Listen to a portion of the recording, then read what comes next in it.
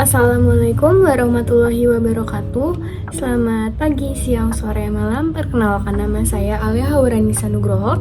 Saya dari Sistem Informasi A 2025 dan pada kesempatan ini saya akan mengerjakan mini project kedua, yaitu mengenai Excel. Dan di sini saya memiliki NIM 25091160005 sehingga saya mendapatkan soal NIM ganjil. Jadi langsung saja kita mulai kerjakan. Di sini kita rapikan dulu baris dan kolomnya. Oke. Ini juga kita rapikan merge center. Terus di bagian ini kita pakai merge cross dari rapi, kita panjangkan lagi. Nah, ini juga kita pakai merge. Oke, kemudian kita buat dulu nomor-nomornya. Kita drag sampai ke bawah. Sip. Kemudian di bagian masing-masing ada kelihatan semua. Nah, kita sini kita tambahkan. Kemudian grafik kita set ke tengah semua. Nah, kemudian agar tujuannya pakai border ya. Nah, terus di bagian sini kita juga kasih border. Dan pada bagian ini kita isi dulu. Untuk yang bagian tugas itu dia tanggalnya 2025 bulan 9 bulan 1. Bentar, kita lebarkan biar kelihatan. Sip. Ini kita samakan ke sampingnya. Kemudian di sini ubah tanggalnya. Kalau untuk UTS dia tanggal 7, UAS dia tanggal 30. Nah, ini kan bentuknya masih ada seninnya nih. Nah, ini kita format cell dulu biar nggak ada seninnya. Kita pilih yang sampelnya tuh jadi dia bentuknya cuma tanggal, bulan, dan tahun. Ini sudah sesuai. Kita lebaran ini selanjutnya mungkin kita buat aja biar bagus. Kemudian kita kasih style yang warna hijau. Jadi juga kita di bagian tengahnya kita kasih warna kuning. Next ambil warna di warna aja. Terus ini kita upload. Nah, oke, sip. Kemudian ini bagian namanya rata kanan. Itu statusnya juga rata kanan. Kita masuk ke bagian nilai akhir. Untuk nilai akhir itu memiliki pembobotan 30% tugas, 30% UTS, dan 30% UAS. Langsung saja nilai akhir kita pakai perkalian. Jadi nilai tugas itu dikali dengan 30%, terus ditambah nilai UTS itu dikali 30% juga, tambah lagi nilai UAS itu jadi untuk UAS pembobotannya 40%. Oke, ini udah muncul nilai akhirnya. Oke, sesuai. Kita balik lagi, kita drag sampai bawah. Nah, oke, kita aduk ini lagi ya. Ini sampai besar.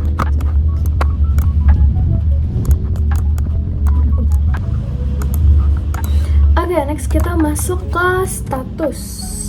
Kita cek dulu. Untuk status dia sendiri, dia jika nilai akhirnya lebih dari sama dengan 90, hasilnya sangat baik. Lebih dari sama dengan 80 itu baik. Lebih dari sama dengan 75 itu cukup baik. Lebih dari sama dengan 65 itu cukup. Kurang dari 65 itu kurang. Oke, jadi langsung aja kita kerjakan. Ini ada apa ini? Status kita pakai, karena ini banyak kondisinya, jadi kita pakai ifs. Kemudian kita ambil yang nilai akhir lebih dari sama dengan 90, maka itu sama if. Kemudian kalau misalnya dia lebih dari sama dengan 80, itu keterangannya baik. Dan kalau dia lebih dari sama dengan 75, jadi ya cukup baik. 75 baik. Kemudian kalau dia lebih dari sama dengan 65, maka dia keterangannya cukup aja. Nah, dan yang terakhir itu kalau misalnya dia kurang dari 65, maka keterangannya adalah kurang. Oke, sudah sesuai. Jangan lupa dikasih tanda ini dan enter. Oke, di sini udah muncul nih baik dan kita sampai bawah. Sip, udah muncul status mereka. Ini kita cek dulu sudah sesuai rata kiri ya. Oke, selanjutnya kita masuk ke bagian sini. Kita ubah warnanya jadi warna mungkin hijau kali ya. Hijau juga. Nah, untuk jumlah siswa ini kita bisa pakai dua, antara count A atau count biasa. Tapi karena saya ingin memblok nama-nama mereka, jadi saya pakainya count A. Count A, aduh sebentar. Oke, 30. Kemudian untuk jumlah siswa yang lulus, ini kan syaratnya dia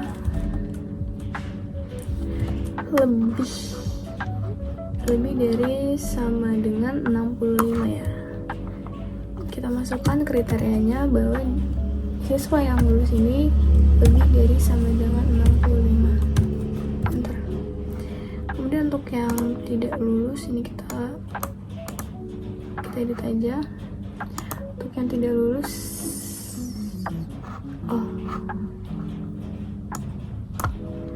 untuk yang tidak lulus dia keterangannya kurang dari 65. Coba dulu. Oke. Untuk persentase siswa yang lulus itu kita tinggal bagi aja. 28 dibagi dengan 30. Ini bentuknya masih desimal karena ini kita format selnya aja menjadi persen, dan juga untuk desimalnya kita kurangin jadi 0 sehingga dia nggak ada desimal, jadi pas 93%. Oke. Untuk presentasi siswa yang tidak lulus itu tinggal 2 dibagi dengan 30. Ntar sama kayak tadi, format sel, kemudian persen, desimalnya di nolin, terus oke. Nah, untuk rata-rata nilai akhir ini kita pakai average. Kita blok semua nilai akhirnya mereka, kemudian tutup kurung, enter. Nah, ini kan masih banyak nih komanya. Nah, ini kita format cell aja, kita pakai 2 desimal di belakang aja, jadi 80,74. Oke, sama. Terus nilai tertinggi itu pakai max, di blok lagi, enter. Kemudian untuk nilai terendah itu kita pakai min, di blok lagi, enter. Nah, kemudian untuk jumlah siswa yang mau baling tugas kita pakai count aja. Nah, terus kita blok yang bagian kolom tugasnya ini sampai bawah, enter. Nah, oke, ini kita cek dulu apakah sudah sesuai. Oke, sudah sesuai. Nah, kemudian yang terakhir adalah mengenai chart atau diagramnya. Diagramnya di sini saya blok dulu tabelnya, kemudian kita ke insert, terus recommended chart. Nah, pada bagian ini saya akan memilih chart yang bar chart, dimana saya memilih yang bagian clustered column. Nah, yang ini akan saya gunakan. Jadi kita modif dulu agar terlihat sesuai dan bagus. Ini penilaian mata pelajaran PTI. Ini kita blok biar kelihatan judul mata pelajaran sama. Kemudian ini mungkin akan saya tambahkan data table. Soalnya kalau data label ini kurang kelihatan, kurang rapi juga, saya pakai data aja. Kemudian untuk status kita hilangkan dulu, apply. Nah, oke, kita misalkan agar terlihat jelas. Saya balik lagi. Oke, jadi ini dia diagram atau chart yang saya gunakan untuk penilaian mata pelajaran PTI. Nah, seperti yang saya katakan tadi, kenapa saya menggunakan chart ini, karena yang pertama, chart ini dapat memperlihatkan grafik dari penilaian mahasiswa yang ada. Nah, contohnya nih kita lihat punyanya si Agung.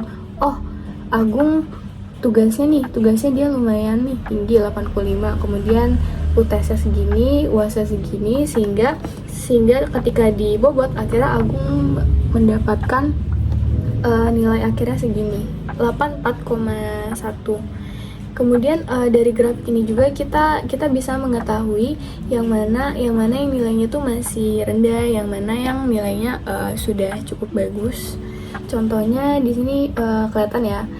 Di sini kayak nilainya Eko, nilainya Iqbal, nilai akhirnya Eko, terus Iqbal, terus Jelita juga, kemudian Omar, terus Wawan ini masih cukup rendah.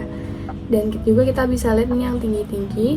Dan dari grafik ini juga kita bisa mengetahui siapa sih yang nilainya ini paling tinggi. Contohnya nih, aku mau tahu siapa nilai UAS-nya paling tinggi. Tinggal lihat grafik ini, bagian warna hijau itu bagian UAS. Dan di sini kelihatan ya kalau si Zara Monica dia memiliki nilai UAS tertinggi, yaitu dengan value 99 nilainya.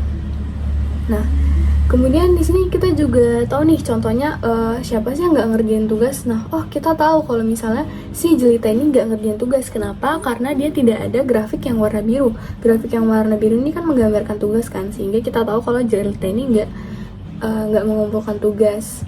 Jadi meskipun nilai UAS dan UTS ini tergolong tinggi, tapi karena dia tidak memiliki grafik yang warna biru atau tidak mengumpulkan tugas, maka nilai akhirnya ini menjadi rendah. Nih, lihat nih, kelihatan banget perbandingannya.